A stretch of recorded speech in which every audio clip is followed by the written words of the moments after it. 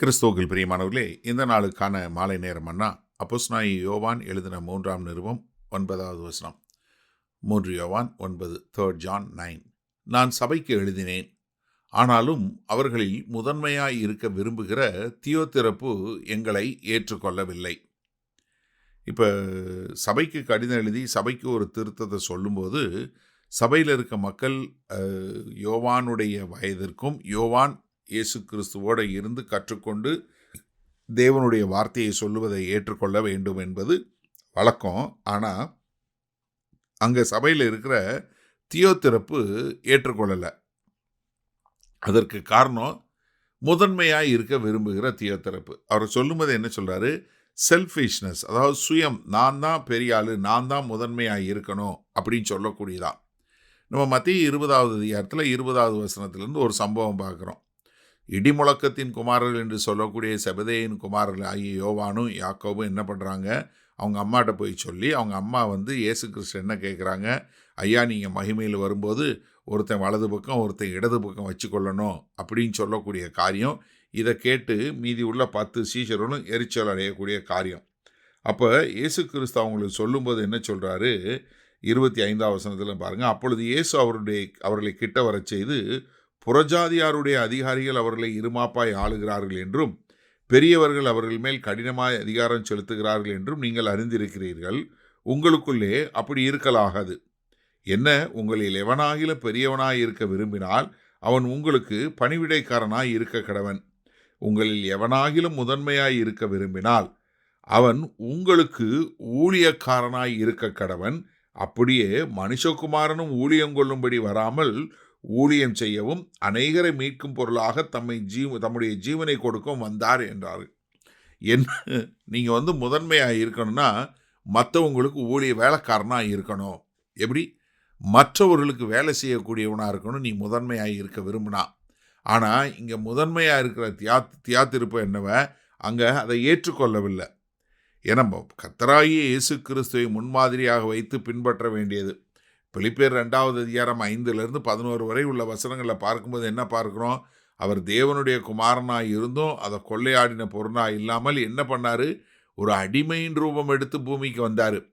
கர்த்தருக்கு எப்படி கீழ்ப்படிந்தார்? மரண பரியந்தம் கீழ்ப்படிந்தார். அதை முன்மாதிரியாக பின்பற்றி வாழுகிற நம்ம எப்படி வாழ வேண்டும்? நம்ம முதன்மையாக இருக்கணும், இல்லை நம்ம மற்றவர்களுக்கு பணி செய்யக்கூடியவங்களா, மற்றவங்களுக்கு வேலை செய்யக்கூடியவங்களா. அதனால தான் தீமோத்தேயுக்கு எழுதும்போது 1 தீமோத்தேயு 3வது அதிகாரம் 3வது வசனம் சொல்லும்போது எப்படி இருக்கணும்? ஒரு மூப்பனானவன் அவன் மதுபான பிரியனும் அடிக்கிறவனும் இழிவான ஆதாயத்தை இச்சிக்கிறவனுமாக இராமல். 1 தீமோத்தேயு 3:3 பார்க்கிறோம். என்ன, இழிவான ஆதாயத்துக்காக போகிறவனா இல்லாதபடி. அதே மாதிரி பேதுரு தன் நிருபத்திலும் 1 பேதுரு 5வது அதிகாரம் 3வது வசனம் சொல்றாரு, சுதந்திரத்தை இருமாப்பாய் ஆளுகிறவர்கள் மந்தைக்கு மாதிரிகளாகவும் கண்காணிப்பு செய்யுங்கள். அப்போ என்ன, முதலாவது நீங்கள் முதன்மையுள்ளவனாக வர வேண்டும் என்று சொன்னால் எப்படிப்பட்டவனாக இருக்கணும்? மற்றவர்களுக்கு வேலை செய்யக்கூடியவனாக இருக்க வேண்டும். ஆனால் தியோத்திரப்பு அப்படி இல்லை. சரி, இந்த நாளில் இந்த வசனம் நம்ம எப்படி எடுத்துக்கொள்வது? இன்றைக்கு நம்ம சுற்றி பார்த்தோம்னா இன்றைக்கி அநேக தியோத்திரப்புகள் தான் மேலே இருக்கிறாங்க. ஆமாம், உண்மையிலே இப்போ எப்படி ஆயிடுச்சு நீங்கள் யோசிச்சு பாருங்கள். மக்களுக்கு பணிவிடை செய்ய வரக்கூடிய ஊழியர்களுக்கு ஊழியம் செய்கிறவங்களா மாறிட்டாங்க. ஆமாம், ரொம்ப ஒரு கொடுமையான வேலை.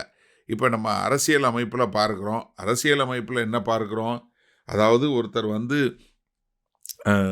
நாட்டுக்காக நான் சேவை பண்ண விரும்புகிறேன், நாட்டுக்காக என்னை அர்ப்பணிக்கிறேன் அப்படின்னு சொல்லி வர்ற ஒருத்தர் என்ன பண்ணுறாரு? இப்போ ஜெயிக்கிறாரு, மந்திரி ஆகிறாரு, அமைச்சர் ஆகிறாரு. அதற்கு பின்பாக என்ன நடக்குது? அவருக்கு பணி செய்கிறதுக்கு தான் மக்கள் இருக்கிறாங்களே, அவர் மக்கள் பணி செய்கிறதில்ல. இன்றைக்கு ஊழியம்னு சொல்லி வர்றவங்களும் அதே தான் செய்கிறாங்க, தியோத்திரப்பு மாதிரியே. இன்றைக்கு இதில் இன்னொரு பெரிய கொடுமை என்னென்னா, நிறைய சபைகளில் கர்த்தருக்கு பணி செய்ய வரக்கூடிய ஒரு மக்கள் அவங்கள தெரிந்தெடுப்பதற்கு போலீஸ் பாதுகாப்போடு தான் தெரிந்தெடுக்க வேண்டியிருக்கு. சில அமைப்புகளில் தலைவர்களை தெரிந்தெடுக்கிறதுக்கு அவங்க என்ன வாங்கி கொடுக்குறாங்க? சாராயமும் பிரியாணியும் வாங்கி கொடுத்து ஓட்டு போட சொல்கிறாங்க. இவங்கெல்லாம் எப்படி இந்த தேவனுடைய ராஜ்யத்தை கட்ட போகிறாங்க? இவர்கள் கட்டுகிற ராஜ்யம் எப்படி இருக்கும்? இவங்க எல்லாமே தியோத்திரப்பு சார்ந்தவங்க தான். இன்றைக்கு அநேக ஊழியர்கள் பகட்டான வாழ்க்கை வாழ்வதற்கும், தங்களை பெரியவங்களாக காட்டிக்கொள்வதற்கும், தங்களை முதன்மை உள்ளவங்களா மாற்றுவதற்கும், அவங்களுக்கு முன்னாடி டாக்டர் பட்டம் போடுறதுக்கு, இல்லை சுவிசேஷகர், இல்லை தீர்க்கதரிசி, இல்லை இப்படி ஏதாவது அப்போஸ்தலர் என்று சொல்லி தங்களே ஒரு பட்டங்கள் போட்டுக்கொண்டு ஒரு பெரிய லெவலில் தங்களை காட்டிக்கொள்ள விரும்பக்கூடிய மக்கள் தான் இன்றைக்கு அநேகம் இருக்கிறாங்க. இவங்க எல்லாமே தியோதரப்பு ஊழியம் பார்க்குறவங்க. நீங்கள் எப்படி மனம் திரும்புவீங்களா? மகா கிருபையும் இரக்கம் நிறைந்த எங்கள் அன்பின் தகப்பனே, இதோ இன்றைக்கு அநேக தியோதரப்பை பின்பற்றக்கூடிய ஊழியர்கள் இருக்கிறாங்க.